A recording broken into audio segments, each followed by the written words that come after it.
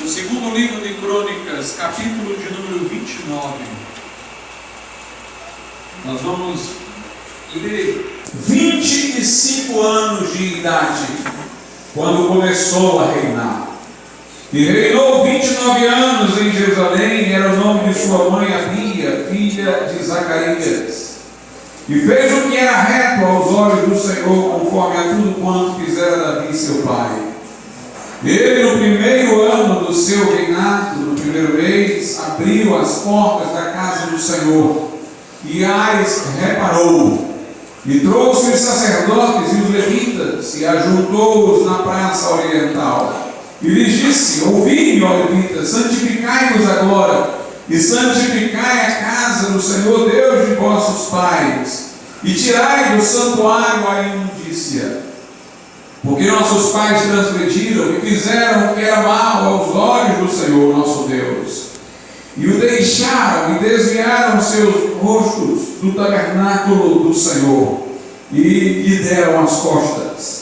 Também fecharam as portas do alpendre e apagaram as lâmpadas, e não queimaram incenso nem ofereceram holocaustos no santuário ao Deus de Israel.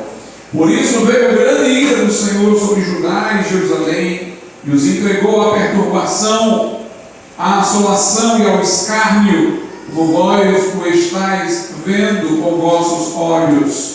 Porque eis que nossos pais caíram à espada, e nossos filhos e nossas filhas e nossas mulheres, por isso estiveram em cativeiro. Agora me tem vindo ao coração que façamos uma aliança com o Senhor Deus de Israel, para que se desvie de nós o ardor da sua ira. Agora, filhos meus, não sejais negligentes, pois o Senhor vos tem escolhido para estar diante dele, para o servirdes e para serem seus ministros e queimadores de incenso. Poderia ser.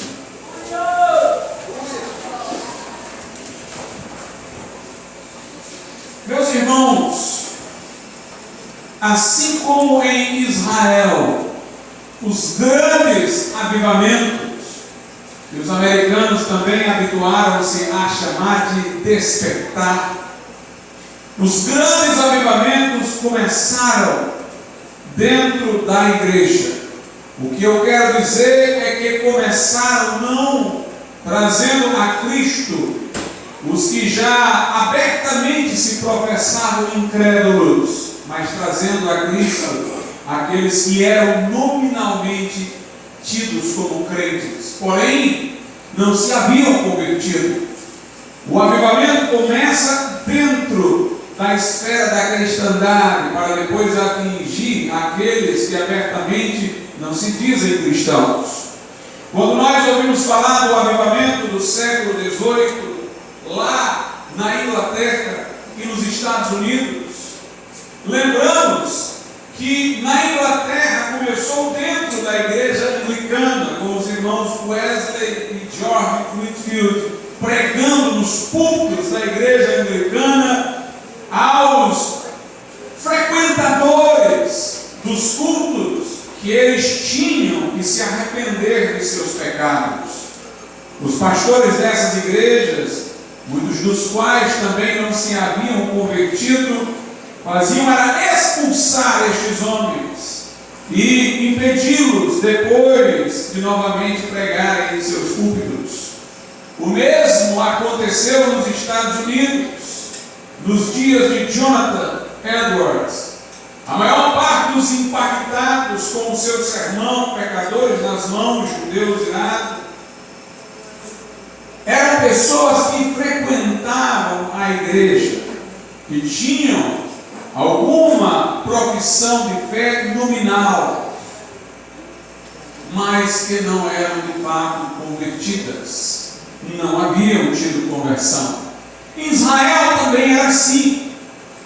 Os avivamentos que podemos encontrar na história de Israel aconteceram numa nação que conhecia a revelação, que conhecia a lei, que conhecia as promessas, que conhecia as alianças, que conhecia uma história pretérita de grandes feitos de Deus.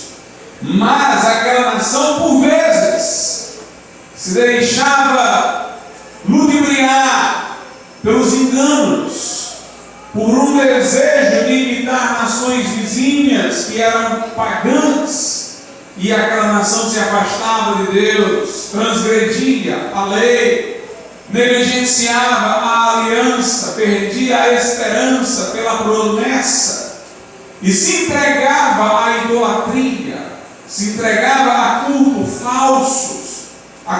falsos, e também se entregava à dissolução, à embriaguez, à fornicação, ao adultério.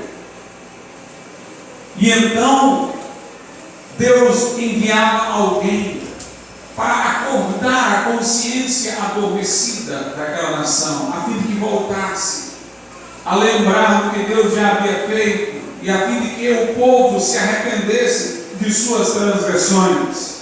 Muitas vezes Deus enviou profetas que não conseguiram despertar a nação, não porque não foram fiéis mensageiros do que Deus lhes dera para pregar, não porque eles faltavam a unção de Deus, mas pela dureza do coração do povo.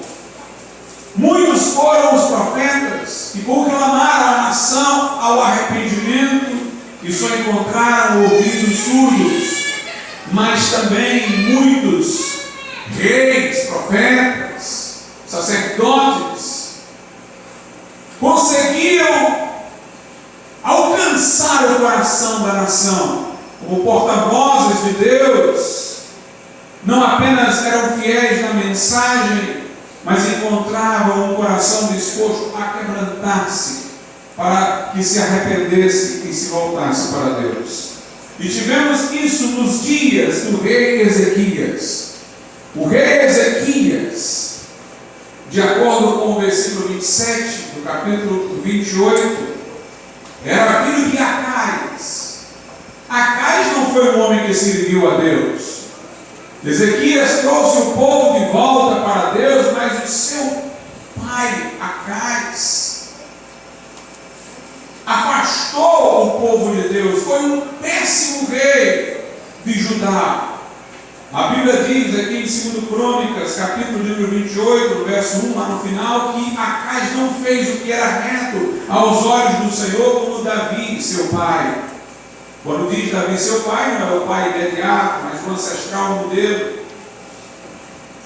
No versículo 2 diz, no capítulo 28, de 2 Crônicas, que ele andou nos caminhos dos reis de Israel. Lembremos-nos que houve uma divisão da nação de Israel em dois reinos.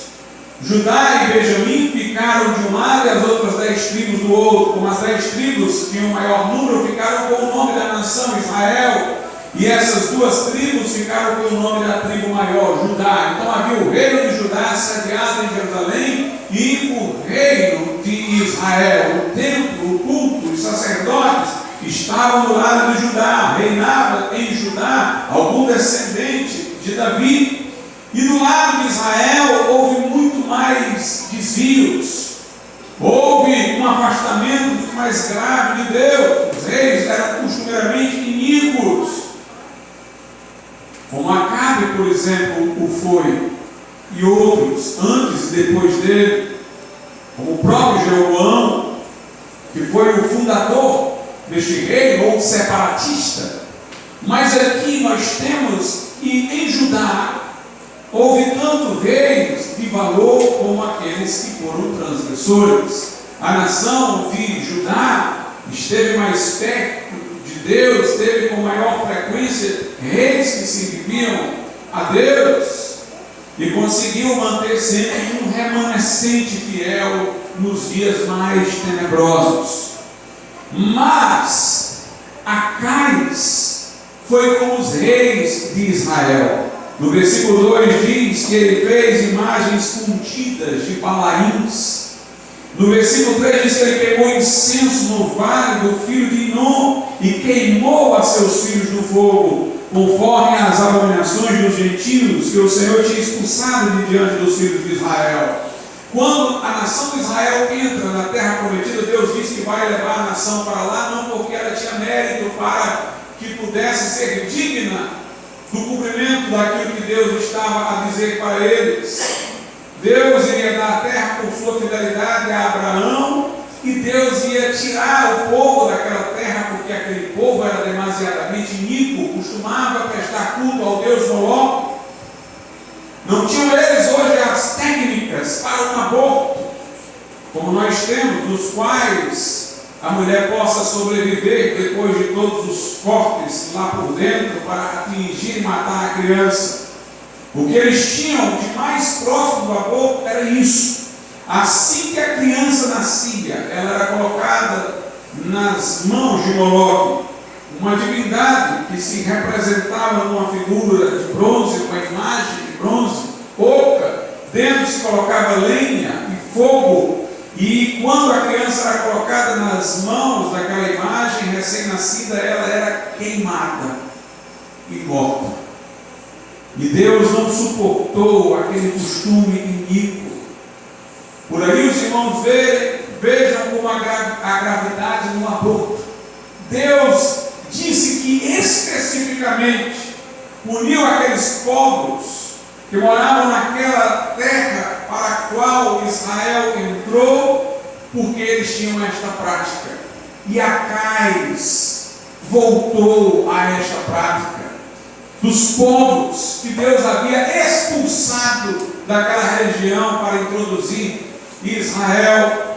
Na verdade, meus irmãos, os abortistas de hoje não o sabem, mas eles são idólatras, cultuam a Moloque, o Deus, entre aspas, devorador dos pequeninos, o Deus que dilacera os pequeninos. Inclusive tem uma forma de aborto que é por introdução de uma substância que queima a criança no ventre da mãe, como em Moloque. A criança colocada, ela era queimada, levada à morte pelo forte calor. Aqui no versículo 5, diz que Deus puniu Acais, por isso o Senhor seu Deus o entregou na mão do rei dos sírios, os quais o feriram e levaram dele em cativeiro uma grande multidão de presos que trouxeram a Damasco. Também foi entregue na mão do rei de Israel, o qual infligiu grande derrota. A Bíblia diz que Deus enviou um profeta, Oded, conforme o versículo 9, para chamar Acais ao arrependimento. Como eu disse, houve períodos em que Deus deu a oportunidade de um povo se arrepender, de reis iníquos se quebrantarem, de haver um despertamento. Deus enviou os seus profetas, eles nunca estão ausentes. Mas aquele homem não abriu o seu coração. Apesar de Oded, conforme o versículo 19, falar que Deus estava irado e que sua ira chegara até os céus. Por conta da idolatria daquele rei e de que o povo foi conivente com tudo que ele fazia e andou sob sua direção em seus caminhos, veio a punição sobre todo o reino de Judá. Versículo 19 do capítulo 28. Porque o Senhor veio a Judá por causa de Acais, rei de Israel, porque este se ouve desenfreadamente em Judá, havendo prevaricado grandemente contra o Senhor. Diz aqui que veio Tiglat-Pileser, rei da Síria, versículo de número 20. Diz aqui no versículo 22, e ao tempo em que este o apertou, então ainda mais transgrediu contra o Senhor. Tal era o rei Acais. Ou seja, quanto mais punição lhe vinha, mais ele endurecia o seu coração e se fazia transgressor. Veja a loucura que ele fez, versículo 23. Porque sacrificou aos deuses de Damasco, que o feriram, e disse: visto que os deuses dos reis da Síria os ajudam, eu lhes sacrificarei, para que me ajudem a mim. Porém, eles foram a sua ruína e de todo Israel. Observe, o texto aqui está a dizer que Acais, meus amados irmãos, ele, sob tribulação, sob perseguição, em vez de se quebrantar, ele pensou: se os reis que estão vindo contra nós estão nos vencendo, é porque os deuses deles são melhores. e resolveu então sacrificar os deuses de Damasco. O raciocínio dele foi pragmático. Ele disse: visto que os deuses dos reis da Síria os ajudam, eu lhes sacrificarei para que me ajudem a mim. Nós temos aqui o pragmatismo religioso. Deixe-me dizer uma coisa. Hoje em dia é inconcebível o politeísmo. Chegamos a um grau de civilização, fruto em grande parte da influência do cristianismo no mundo, pelo qual dificilmente alguém acreditará, exceto algumas partes do mundo mais primitivas, mas dificilmente alguém acreditará que existem vários deuses. As grandes religiões mundiais, o judaísmo, o islamismo, o cristianismo, são monoteístas. Mas o homem não muda. Ele é sempre transgressor, devemos entender isso. Se o homem não muda, então é porque ele está encontrando uma outra forma de ser politeísta. Da mesma forma que o homem de hoje, ele continua poligâmico, sendo que ele encontrou uma outra forma de poligamia. Em vez de ter várias mulheres ao mesmo tempo, ele tem várias mulheres sucessivamente, se divorcia e casa de novo, se divorcia e casa de novo. O livre divórcio é uma forma de fazer institucionalizada, subrepticiamente, ou seja, pelas portas do fundo, a poligamia. Então o homem continua tendo várias mulheres, sendo que agora é de uma por uma, em vez de todas de uma vez. Também o homem de hoje, ele é politeísta, mas de uma forma mais refinada. Para ele não dizer que está adorando outro Deus, quando ele não quer mais o Deus verdadeiro, ele o reinterpreta. Então passa a ser outro Deus que ele vai servir, só manteve o mesmo nome. Tem gente do passado que esteve na igreja evangélica numa época memorável, em que o cristianismo era sério, em que as igrejas do Brasil eram diligentes, o culto era reverente. E essas pessoas defendiam isso, agora são mudantes, estão em igrejas do entretenimento, que parecem discotecas, são indecentes nas vestes.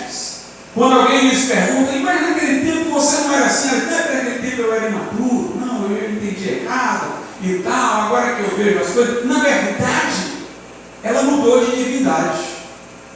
Ela servia a um Deus sério, sublime, o da Bíblia, ou fazia de conta que servia, para ser até melhor de dizer.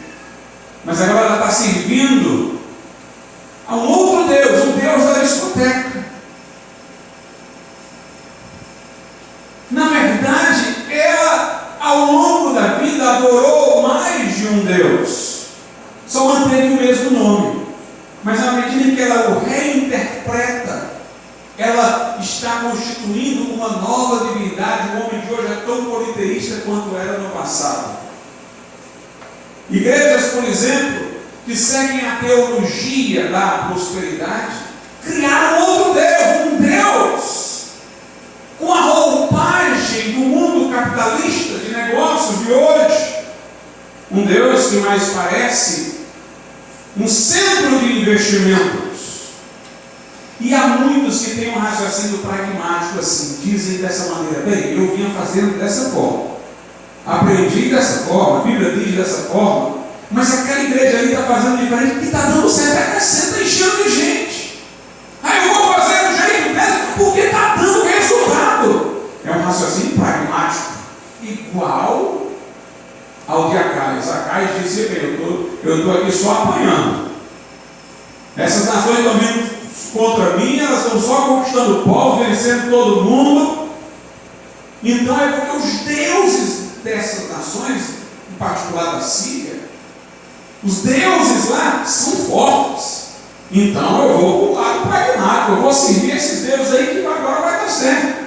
Então tem gente que olha para ver qual é o modelo de igreja que está crescendo, não a que preço, não a que custo. Ele não interessa-se pelos valores, ele só interessa por resultados. Eu quero aquilo ali, e ele vai imitar pragmaticamente. Assim era Acais. politeísta. Ele está deixando Deus por um Deus outro, que não é verdadeiro. Diz aqui no versículo 24, e ajuntou a casa os utensílios da casa de Deus e fez em pedaços os utensílios da casa de Deus e fechou as portas da casa do Senhor e fez para si altares em todos os cantos de Jerusalém.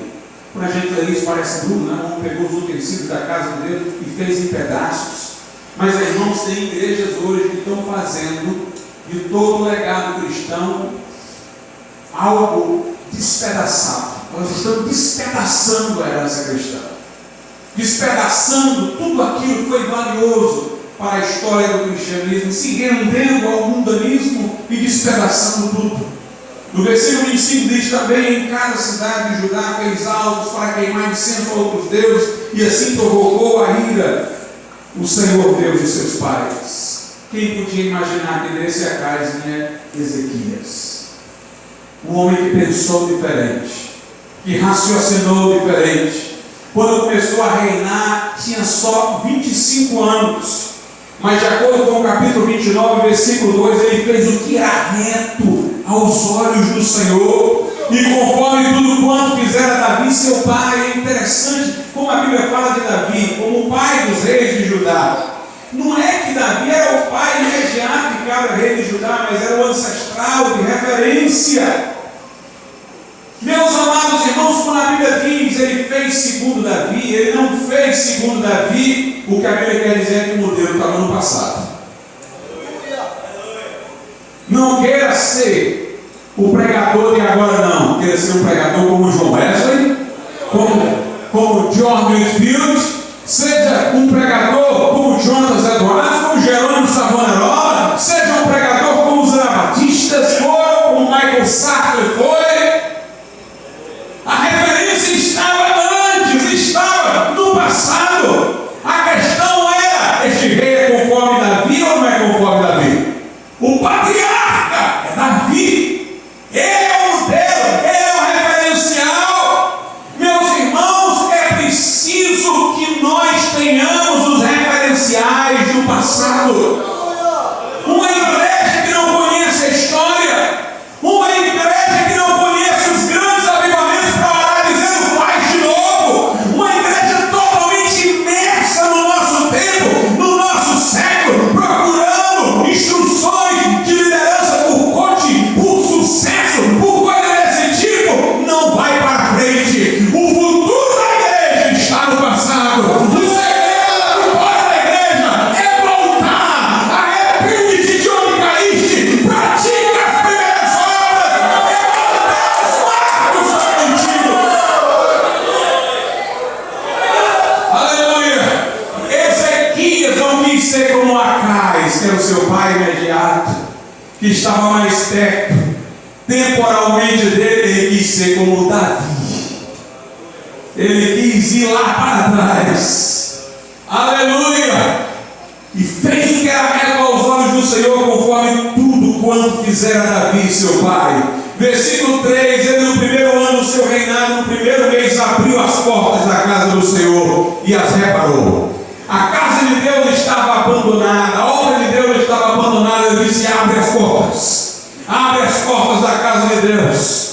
Ele reparou as portas, meus irmãos. Ele abriu e reparou as portas para o culto voltar, para a adoração voltar. Ele trouxe os sacerdotes e os levitas que estavam espalhados, ele trouxe de volta e os ajuntou na praça oriental. Versículo 5: e lhes disse: ouvi, levitas,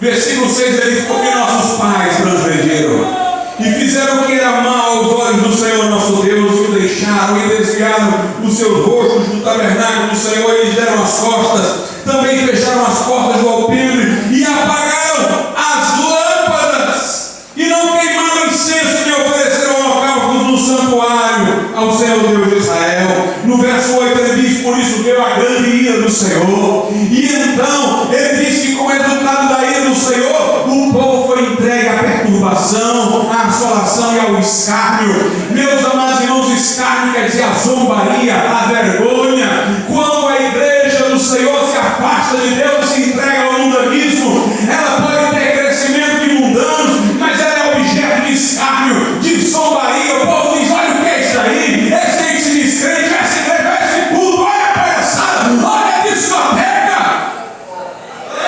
vira escárnio. É um povo que não tem alegria no Espírito Santo, entrega a perturbação, só tem a alegria dos instrumentos musicais, só tem a alegria da sociabilidade humana, mas não tem a alegria de Deus no coração. Mas disse Ezequias, versículo 10: agora me tem vindo ao coração que façamos uma aliança com o Senhor Deus de Israel, para que se desvie de nós o ardor da sua ira. Agora, pelos meus, não sejais negligentes, pois o Senhor vos tem escolhido. Ele diz para os sacerdotes e os levitas. Meus amados irmãos, que venha ao nosso coração esse desejo, que venha ao teu coração esse desejo, que o teu coração esteja ardendo, como dizia John Wesley, um coração abrasado, que tu sejas um tição tirado do fogo, que o teu coração esteja ardendo, que venha ao teu coração esse desejo de ver, de presenciar o avivamento, de ganhar almas para Jesus, de ver a glória de Deus nascendo. Mas tem que haver arrependimento, contrição, rasgai o vosso coração, diz o profeta Joel. É preciso quebrantamento, porque o coração quebrantado e contrito é o sacrifício agradável a Deus. É preciso humilhação. Se o meu povo, viu o Senhor, que se chama pelo meu nome, se humilhar e orar e deixar os seus maus caminhos, então eu ouvirei do céu, perdoarei os seus pecados e sararei a sua terra. E Ezequias começou um grande movimento. Aqui no capítulo 29, no versículo de número 15, diz assim: e ajuntaram-se a seus irmãos e santificaram-se os levitas, os sacerdotes, e vieram conforme ao mandato do rei pelas palavras do Senhor para purificarem a casa do Senhor. E os sacerdotes entraram na casa do Senhor para purificar e tiraram para fora, ao pátio da casa do Senhor, toda a imundícia que acharam no templo do Senhor. E os levitas a tomaram para levarem para fora ao ribeiro de Cedron. É preciso tirar toda a imundícia da casa do Senhor. Vamos começar limpando a casa de Deus. Não vai haver nada lá fora se não houver alguma coisa aqui dentro. Nós não vamos estremecer lá fora se nós não estremecermos aqui dentro primeiro.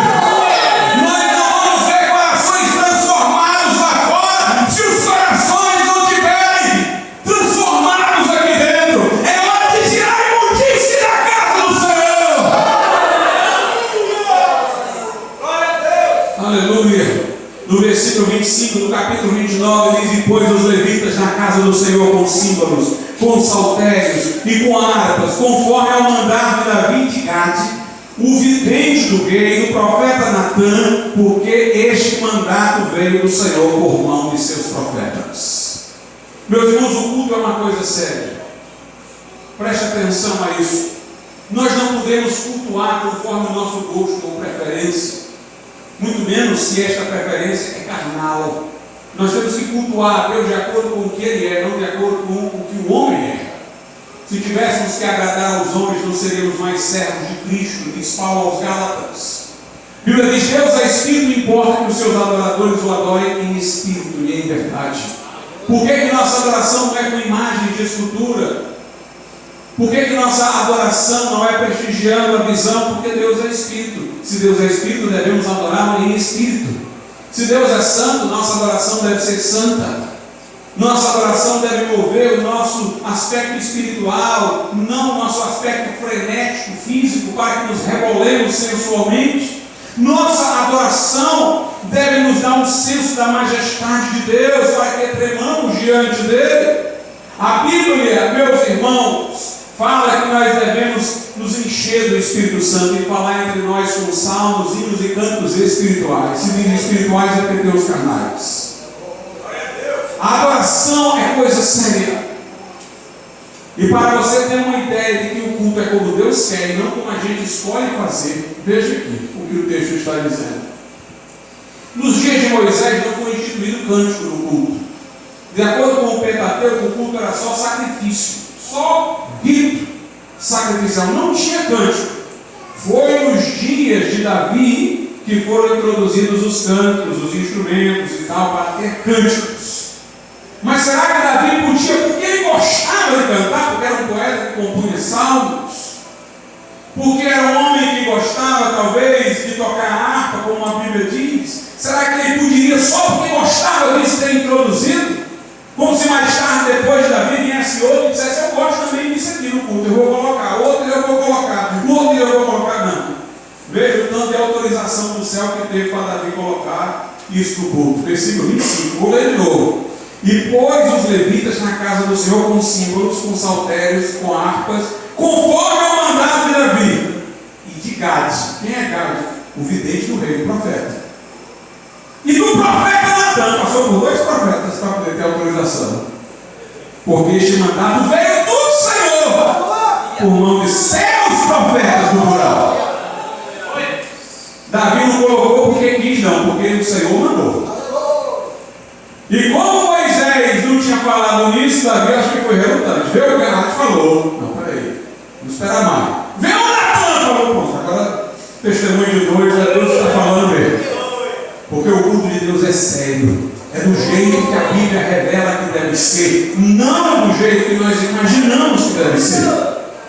Versículo 26: estavam, pois, os levitas em pé com os instrumentos de Davi, os sacerdotes com as trombetas. E Ezequias deu ordem que oferecessem um holocausto sobre o altar. E ao tempo que começou o holocausto, começou também o canto do Senhor, com as trombetas e com os instrumentos de Davi, rei de Israel.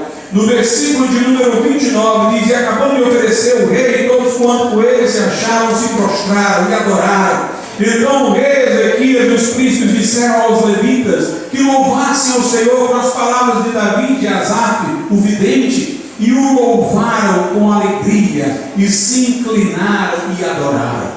Eu quero que você preste atenção a 2 palavras aqui. Uma, eles louvaram com alegria. A segunda palavra, e se inclinaram. A alegria era reverente. Porque enquanto louvaram com alegria, eles não saíram do clima em que também poderiam se inclinar diante de Deus. Pastor, o culto tem que ser alegre? Tem. Mas uma alegria dentro da qual faça sentido você cair no chão e adorar. Tal é a sublimidade, a glória do ambiente. Uma alegria de discoteca com jogo de luzes, rebolado, movimento e tal. Aquilo ali não é lugar para se adorar. Não dá para se inclinar com reverência. Não é um ambiente que estimula a isso. Meus irmãos, nem nós queremos, escute isso. Aquele culto litúrgico que é todo reverente. Aí o povo se inclina, mas aqui não tem alegria, é mórbido, é frio, é morto.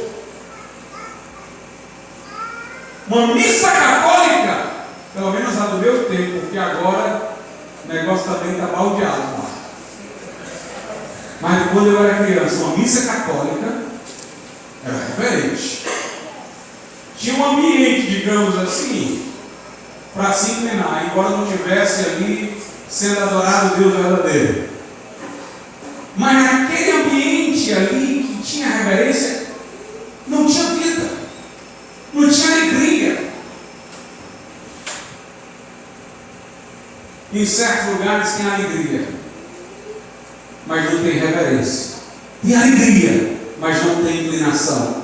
Mas nós queremos alegria e reverência ao Deus Todo-Poderoso. Um culto cheio da presença de Deus, que nos enche o coração de alegria, mas que seja um ambiente propício para se inclinar e adorar aquele que vive para sempre. Aqui no versículo de número 36, do capítulo 29, diz: e Ezequias e todo o povo se alegraram por causa daquilo que Deus tinha preparado para o povo, porque apressadamente se fez esta obra. Aleluia. Quando o povo quer buscar a Deus de coração, irmãos, de repente uma coisa maravilhosa acontece. É de repente, porque vem de Deus, não é fabricado pelo homem. Nós não podemos dizer: vamos marcar aqui um culto de avivamento, como se nós tivéssemos o poder de fazer acontecer um avivamento. Aí chama um cantor aí barulhento, um agitador de auditório, para tentar fabricar um avivamento. Do mesmo jeito que tem igrejas aí que querem fabricar cura. O culto, a cura, o culto diz daquilo tal, tem que passar aqui, quem fizer essa campanha vai ser curado. Nós não temos controle sobre Deus, Deus é que tem controle sobre nós. Aleluia. Nós não somos servos, Ele é o Senhor. Mas o que Ele prometeu, que quando nós o buscarmos, Ele vem ao nosso encontro. Aliás, eu quero até dizer uma coisa. Aquele texto diz: buscar-me-eis e me achareis quando me buscares de todo o vosso coração, deve ser interpretado à luz de outros que dizem que Deus vai se deixar achar. Nós podíamos buscar a Deus de todo o coração, nem porque nós o estávamos buscando, isso era garantia de que o encontraríamos, mas Ele é que escolheu se deixar achar por aquele que o busca. A Bíblia diz: conheçamos e prossigamos em conhecer o Senhor, e Ele virá sobre nós como a alva, como a chuva serôdia que rega a terra. Não é a gente que vai chegar até Ele, mas enquanto Ele está vendo que a gente está buscando, Ele vem ao nosso encontro. Ele vem ao nosso encontro. Ezequias ficou maravilhado, porque aquilo ali não foi preparado, controlado por ele. Ele só estimulou o povo a buscar Deus, mas quando ele viu, irmãos, o cenário tinha mudado, a expectativa era outra, a sede era outra, a alegria de Deus tinha chegado. Uma coisa que se fez repentinamente, apressadamente.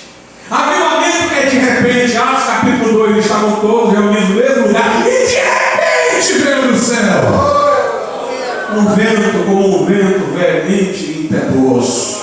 Vamos buscar a Deus, irmãos, e deixar que o Senhor venha a nós como Ele quiser, da forma que Ele quiser, do jeito que Ele quiser, porque Ele é soberano. Ele pode fazer muito mais além daquilo que pedimos ou pensamos, segundo o poder que em nós opera.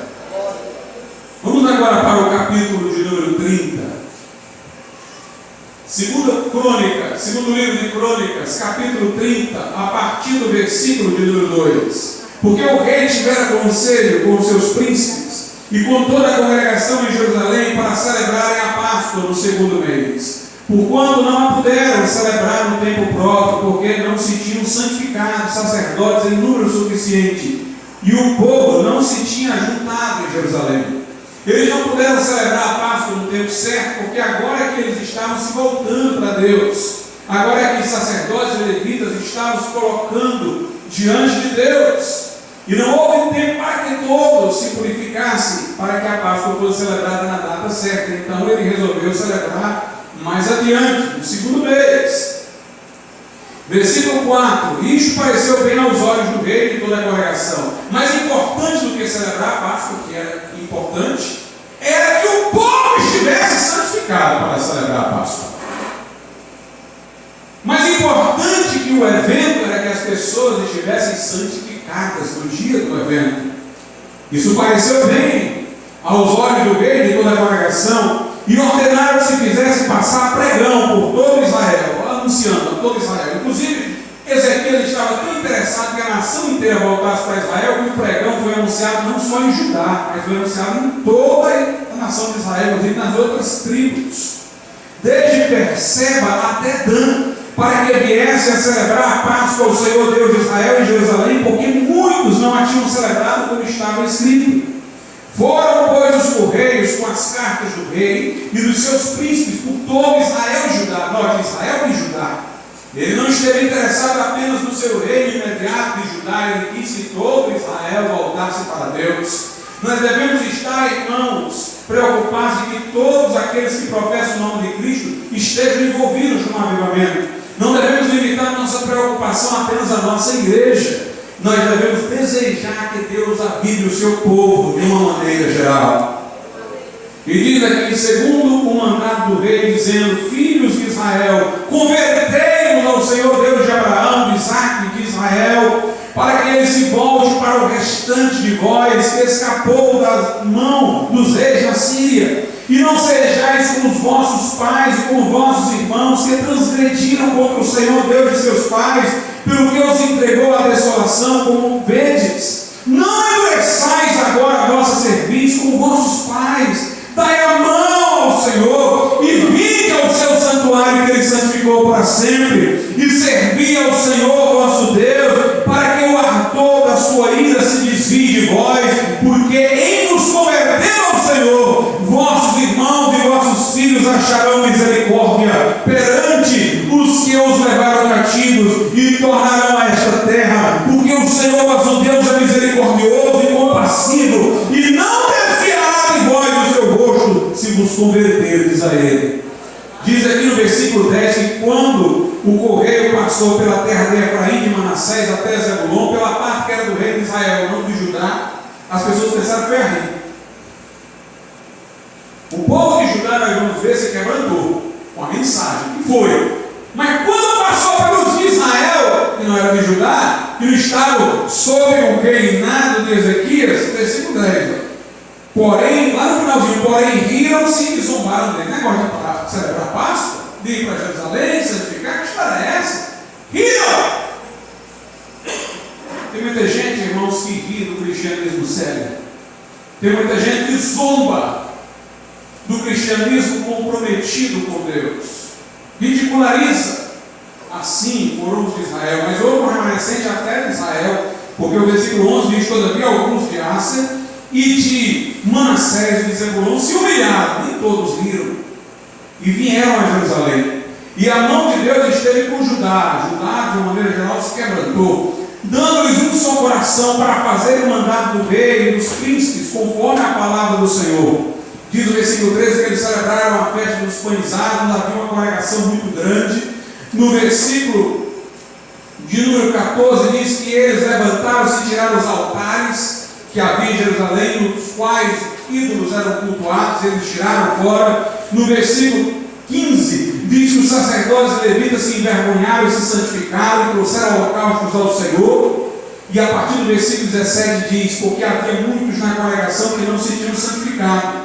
Por isso os levitas tinham o encargo de matarem os cordeiros da Páscoa por todo aquele que não estava limpo, para o santificarem ao Senhor. Porque a multidão do povo, muitos de Efraim, Manassés, Isaque e Zebulon, não se tinham purificado, e contudo comeram a Páscoa, não como está escrito. Porém Ezequias orou por eles, dizendo: o Senhor, que é bom, perdoa todo aquele que tem preparado o seu coração para buscar o Senhor Deus, o Deus de seus pais, ainda que não esteja purificado segundo a purificação do santuário.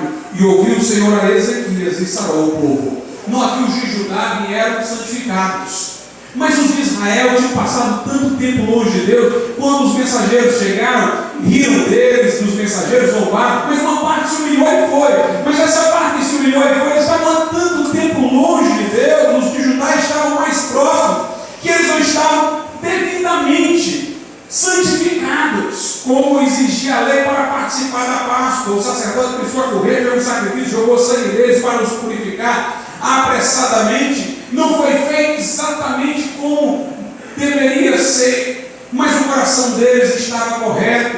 Foi não por um fato voluntário, mas porque o desconhecimento deles, por tanto tempo longe da lei de Deus, os fez não estarem totalmente preparados como deviam. Mas Ezequias orou ao Senhor por eles, para que eles pudessem participar, e Deus sarou o povo.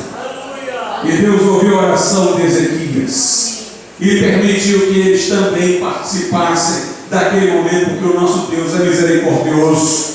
Meus amados irmãos, alguns poderão lá fora, por desconhecer a sã doutrina, estarem equivocados em alguns pontos, mas se desejarem buscar a Deus e estiverem sedentos, nós vamos orar por eles, para que eles entrem também na glória, para que Deus opere também na vida deles, assim como na nossa, para que o avivamento nos alcance. Diz aqui o versículo número 21, e os filhos de Israel que se acharam em Jerusalém celebraram a festa dos pães asmos 7 dias com grande alegria.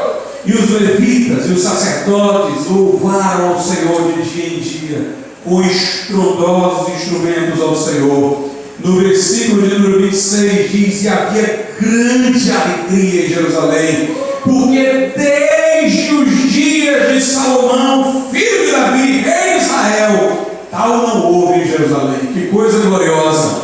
Então os sacerdotes e os levitas se levantaram e abençoaram o povo, e a sua voz foi ouvida, porque a sua oração chegou à santa habitação de Deus, até os céus. Aleluia! Glória a Deus! Meus irmãos, e quando o povo é avivado e reconhece o valor da obra de Deus, tem vontade de ajudar, de contribuir. Tem seitas por aí na prosperidade que o pastor só fala de dinheiro, só fala de a pessoa dar e receber, a única coisa que fala. Exatamente porque o povo que está lá não deveria estar disposto a dar, você não precisa de tantas barganhas para dar. Mas nós precisamos só do esclarecimento da palavra de Deus. Se estivermos buscando a Deus, nós estaremos prontos a ajudar. Foi o que aconteceu. Veja em 2 Crônicas 31. A Bíblia diz no versículo 13: também estabeleceu a parte da fazenda do rei para os holocaustos. O próprio rei pegou e disse: eu vou logo tirar aqui do meu. Uma parte da fazenda do rei, dos bens do rei, ele colocou para servir ao Senhor. Da manhã e da tarde, para os holocaustos dos sábados, das boas novas e das solenidades, como está escrito na lei do Senhor. E ordenou ao povo que morava em Jerusalém que desse a parte dos sacerdotes e levitas, para que eles pudessem se dedicar à lei do Senhor. E depois que se divulgou esta ordem, os filhos de Israel trouxeram muitas primícias de trigo, mosto, azeite, mel, de todo o produto do campo, e também os dízimos de tudo trouxeram em abundância. E os filhos de Israel e Judá, que habitavam na cidade de Judá, também trouxeram dízimos de bois, das ovelhas, dízimo das coisas delicadas que foram consagradas ao Senhor seu Deus, e fizeram muitos montões.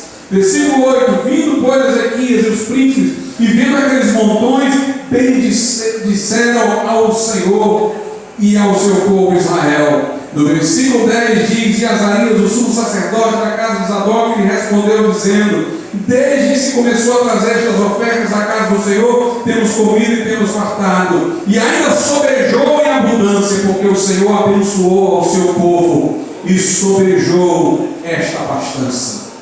O povo deu e não faltou, porque Deus abençoou o povo fiel. Que avivamento, irmãos, que despertamento, como diz o texto, como nunca se ouvia falar desde os dias de Salomão. Que Deus possa nos trazer nesses dias também um poderoso despertar, para que voltemos para Ele com alegria, para que tenhamos os referenciais do passado, para que tenhamos cultos cheios da presença gloriosa de Deus, nos quais a alegria e reverência se casem, onde o povo de Deus se torne amante da obra do Senhor, benevolente para contribuir, onde os pecados sejam confessados, as transgressões abandonadas, e o povo de Deus ande na retidão e na justiça. Aviva, Senhor, a tua obra. Aviva, aviva. Aleluia. Vamos ficar de pé.